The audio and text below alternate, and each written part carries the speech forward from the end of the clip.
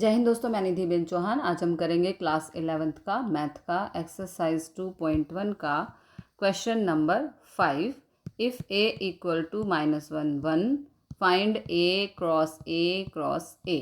हमें a set दिया है, इसके एलिमेंट में है -1 और 1। हमें पता करना है a क्रॉस a क्या होगा। सबसे पहले जो भी हमारा a सेट है यहाँ पर लिखेंगे।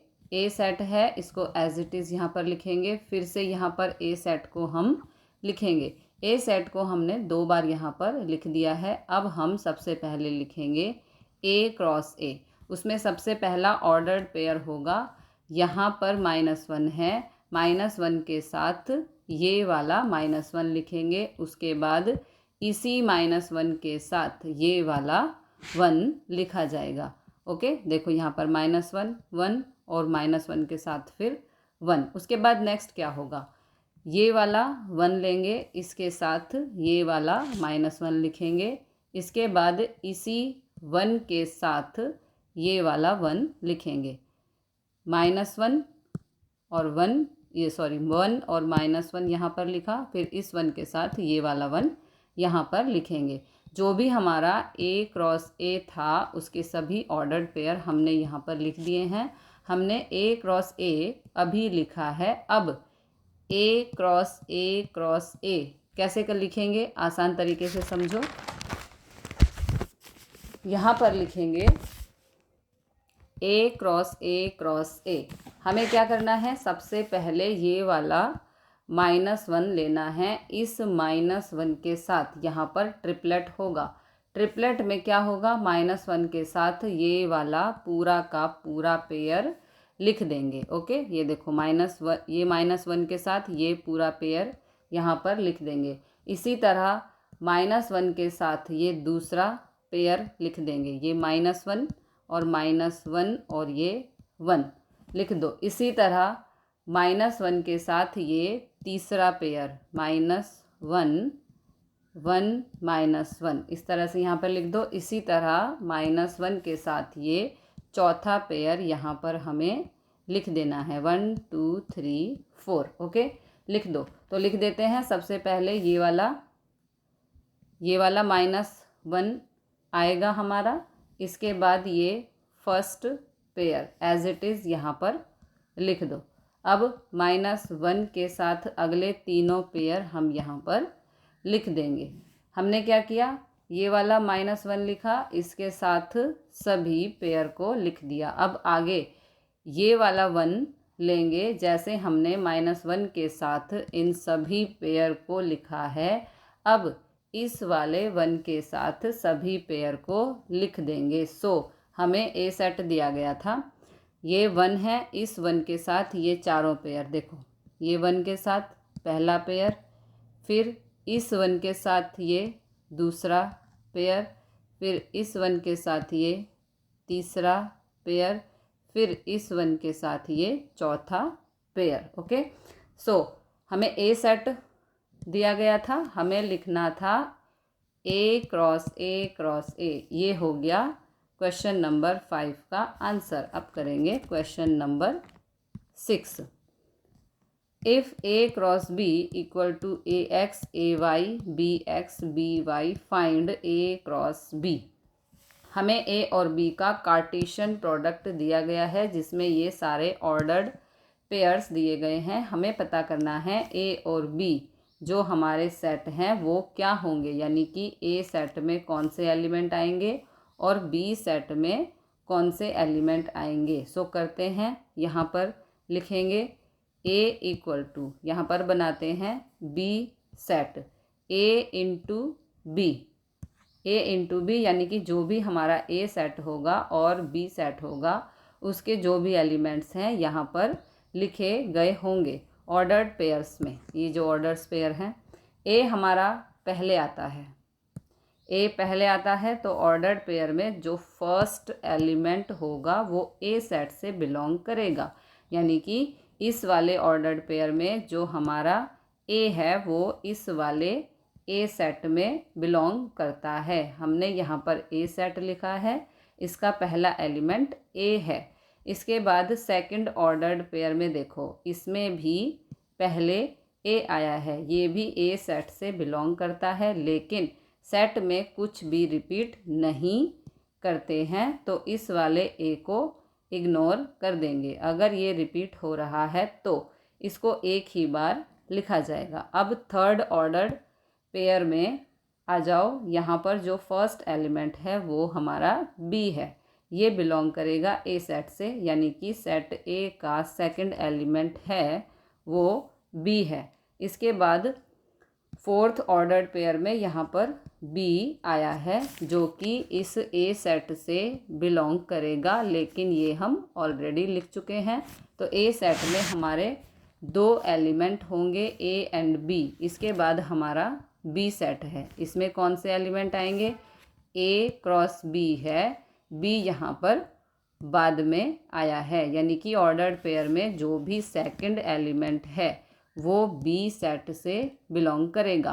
फर्स्ट ऑर्डर्ड पेयर में सेकंड एलिमेंट है, ये बी सेट से बिलोंग करेगा, तो बी सेट में पहला एलिमेंट होगा हमारा एक्स। यहाँ पर सेकंड ऑर्डर्ड पेयर में सेकंड एलिमेंट वाई है, ये बिलोंग करेगा बी सेट से, यानी कि बी सेट का सेकंड एलिमेंट होगा वाई। अब थर्ड पेयर को चेक करो, ये थर्ड पेयर है, सेकंड एलिमेंट है एक्स, हम एक्स लिख चुके हैं तो रिपीट नहीं करना है। इसके बाद लास्ट ऑर्डर्ड पेयर में सेकंड एलिमेंट वाई है, हम लिख चुके हैं। ओके, हम यहाँ पर लिख चुके हैं। हमें पता करना था ए और बी सेट के जो भी एलिमेंट हैं वो क्या होंगे, ए और बी सेट हमें फाइंड करना था। तो अब करेंगे क्वेश्चन नंबर 7। इसमें हमें लेट करना है कि ये हमारा ए सेट है, ये बी सेट है, ये सी सेट है और ये डी सेट है। हमें ये वेरीफाई करना है फर्स्ट पार्ट में, A cross B intersection C equal to A cross B intersection A cross C. ये फर्स्ट वाले पार्ट में वेरीफाई करना है, तो सबसे पहले लेफ्ट हैंड साइड से सॉल्व करेंगे। तो यहाँ पर लिखेंगे बाय LHS, यानी कि left hand side. Left hand side में यहाँ पर ए सेट है और बी इंटरसेक्शन सी चाहिए हमें। सबसे पहले ए सेट यहाँ पर आ जाएगा, ए सेट के एलिमेंट हैं 1 और 2। इसके बाद बी इंटरसेक्शन सी की ज़रूरत है हमें, तो बी इंटरसेक्शन सी क्या होगा, यहाँ पर लिख देते हैं बी इंटरसेक्शन सी का मतलब होगा बी और सी के कॉमन एलिमेंट। बी सेट में 1 2 3 4 है और सी सेट में 5 और 6 है, इनमें कुछ भी कॉमन नहीं है, यानी कि बी इंटरसेक्शन सी ये हो जाएगा 5, यानी कि एम्प्टी सेट। हमें ए सेट पता है, बी इंटरसेक्शन सी भी हमें पता है। अब A cross B intersection C क्या होगा, यहाँ पर लिखते हैं A cross B intersection C equal to, यहाँ पर क्या आएगा, सिंपल सी बात है, ए हमारा नॉन एम्प्टी सेट है और बी इंटरसेक्शन सी ये हमारा एम्प्टी सेट है। नॉन एम्प्टी सेट है, एम्प्टी सेट है, अगर इनका कार्टेशियन प्रोडक्ट करें तो रिजल्ट में हमें एम्प्टी सेट मिलेगा, यानी कि यहाँ पर आ जाएगा 5।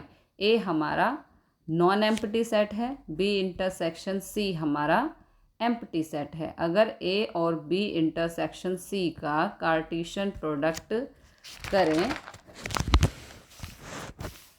हमने किया तो हमें रिजल्ट में 5 मिलेगा, क्योंकि बी इंटरसेक्शन सी हमारा एम्प्टी सेट है।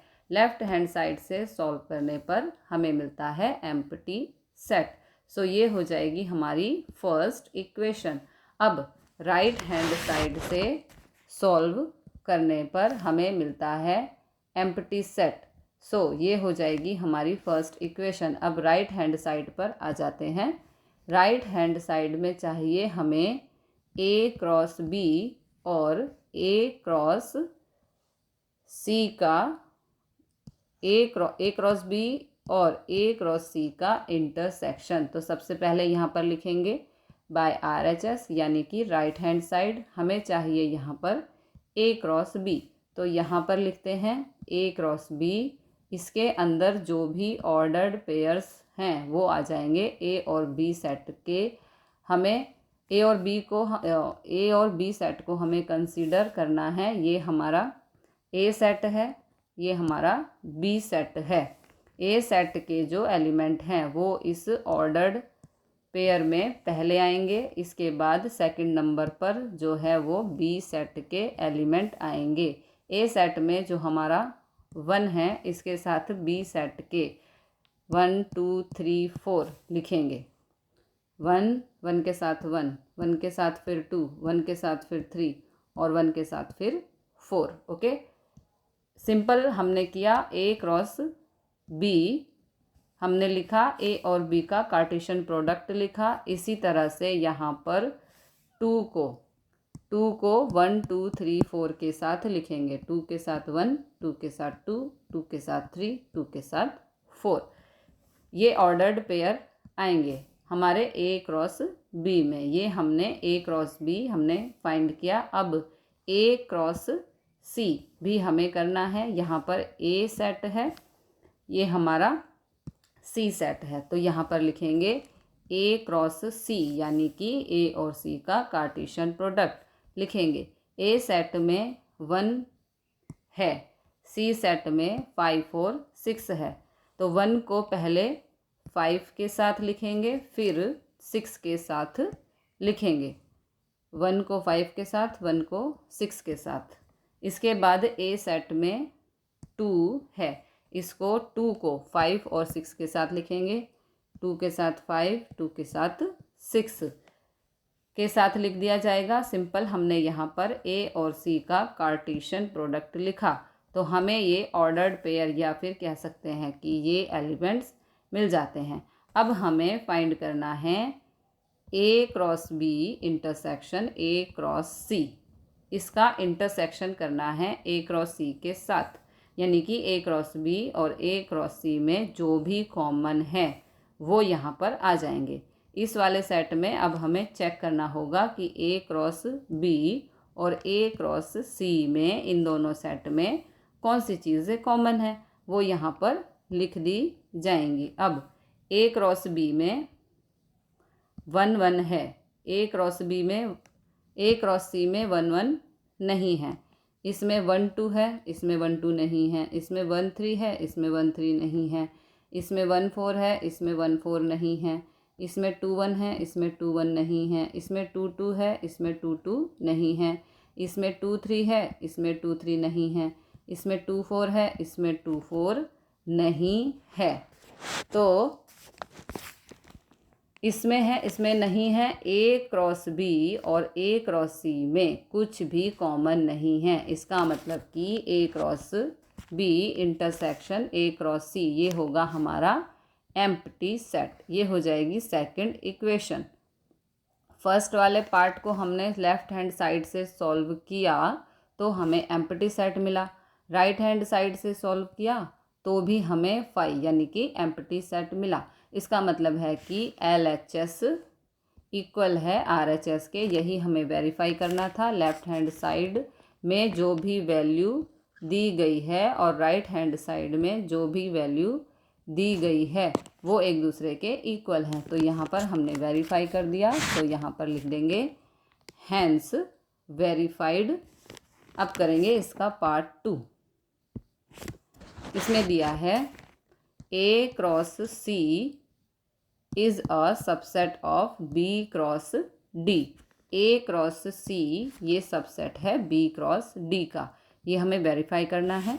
तो सबसे पहले सॉल्यूशन में A क्रॉस C फाइंड करेंगे। A सेट में एलिमेंट 1 और 2 है, C में 5 और 6 है। सो सॉल्यूशन में यहाँ पर लिख लेते हैं A cross C equal to A set में फर्स्ट एलिमेंट 1 है, इसको हम 5 और 6 के साथ लिख देंगे। इसी तरह से 1 को 5 के साथ और 1 को 6 के साथ लिख देंगे। इसी तरह से A सेट का सेकंड एलिमेंट 2 है, इसको 5 और 6 के साथ लिख देंगे, 2 5 2 6। और ऑर्डर्ड पेयर लिखना आसान है, यही 4 ऑर्डर्ड पेयर आएंगे हमारे ए क्रॉस सी में। ए क्रॉस सी के बाद अब हमें चाहिए बी क्रॉस डी, तो यहाँ पर लिखेंगे बी क्रॉस डी। अब हम बी सेट को देखेंगे। बी सेट में हमारे 4 एलिमेंट हैं और डी सेट में भी 4 एलिमेंट हैं, तो 4 × 4 16 एलिमेंट्स आएंगे हमारे बी क्रॉस डी में। तो 16 ऑर्डर्ड पेयर्स होंगे। लिखना आसान होता है, आप खुद से भी लिख सकते हो। बी का 1 है, इसको 5 6 7 8 के साथ लिख देंगे। देखो 1 5 1 6 1 7 1 8, यहाँ पर 1 के साथ इन सभी को लिख दिया है। अब 2 के साथ इन सभी को लिख देंगे, 2 5 2 6 2 7 2 8। ओके, इन सभी को लिख देंगे 2 के साथ। अब 3 के साथ इन सभी को लिख देंगे। ओके, 3 5 3 6 3 7 3 8। इसी तरह अब 4 के साथ इन सबको लिख देंगे, 4 5 4 6 4 7 4 8। तो यहाँ पर टोटल 16 ऑर्डर पेयर्स आते हैं, क्योंकि डी और बी में 4 एलिमेंट हैं। अब हमें वेरीफाई करना है A cross C is a subset of B cross D. अगर A cross C B cross D का सबसेट होगा तो जो भी ए क्रॉस सी में आने वाले ऑर्डर्ड पेयर हैं वो बी क्रॉस डी में भी होने चाहिए। तो ए क्रॉस सी में 1 5 आता है, बी क्रॉस डी में 1 5 आता है। इसके बाद 1 6 यहाँ पर है, यहाँ पर भी है। इसी तरह से 2 5 यहाँ पर भी है और 2 5 यहाँ पर भी है, और 2 6 यहाँ पर भी है और 2 6, इसको अंडरलाइन कर देते हैं। देखो 1 5 1 5 1 6 1 6 2 5 2 5 2 6 एंड 2 6। ओके, यहाँ पर भी है। जो भी ए क्रॉस सी में हमारे 4 ऑर्डर्ड पेयर्स हैं वो बी क्रॉस डी में भी आते हैं, अगर इस सेट के सभी एलिमेंट इस वाले सेट में आते हैं। तो ये कहा जा सकता है कि ए क्रॉस सी ये सबसेट होगा बी क्रॉस डी का। तो यहाँ पर लिख देते हैं ए क्रॉस सी सबसेट, यहाँ पर सबसेट का साइन बनाएंगे और यहाँ पर आ जाएगा बी क्रॉस डी। यही हमें सेकंड पार्ट में वेरीफाई करना था, तो लिख देंगे हैंस वेरीफाइड। बहुत सिंपल है। ए क्रॉस सी का कार्टेशियन प्रोडक्ट लिख लेना है और बी क्रॉस डी का कार्टेशियन प्रोडक्ट लिख लेना है। ए क्रॉस सी के जो भी ऑर्डर्ड पेयर हैं वो अगर बी क्रॉस डी में भी आते हैं तो वो ए क्रॉस सी सबसेट होगा बी क्रॉस डी का। ओके, तो मिलते हैं अगले क्वेश्चन के साथ अगली वीडियो में। तब तक के लिए जय हिंद, जय भारत।